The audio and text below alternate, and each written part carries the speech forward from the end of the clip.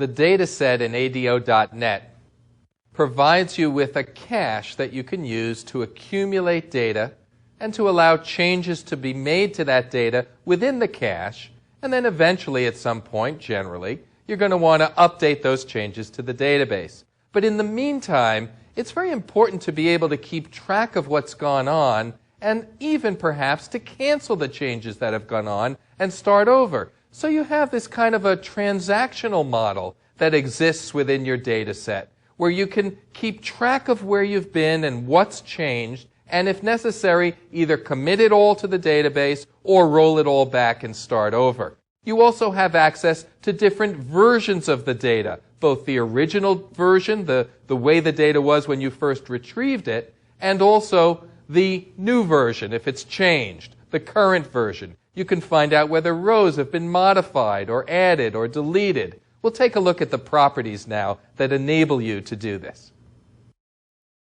This sample application has several features that take advantage of the fact that ADO.NET allows us to keep track of the state of our data during the course of a user's editing. For example, when we are enabling the user to edit the product data here, we might want to know if they've made a change to the name, because then we really need to update it over here. So if the user edits not just the price or in stock, but edits actually the name over here, for example, a breed apart from the rest, okay? And they go to hold this change, notice that over here on the left, we updated the list box.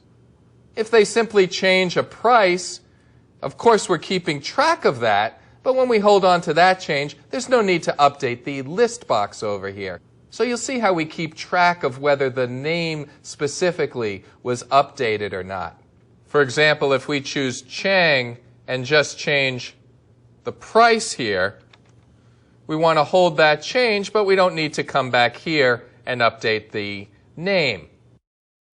Also, we want to allow users to be able to roll back their change or to let this session time out without making any changes to the database. So we're going to allow the user, if they want to click over here on Cancel Held Changes. And we'll need a way to be able to reject all the changes that were made. Similarly, there are going to be times, we hope, when the users actually are happy with what they've done. We're holding some changes. They've accumulated some things in the shopping basket, if you want to think of it that way. And they say, okay, I'm ready to check out. We want to save the held changes. And now the data was actually updated to the database. So let's go back into the code now and take a look at some of the properties that ADO.NET provides to make it easy for us to perform these kinds of operations and track the information that we need. I'm going to close this window.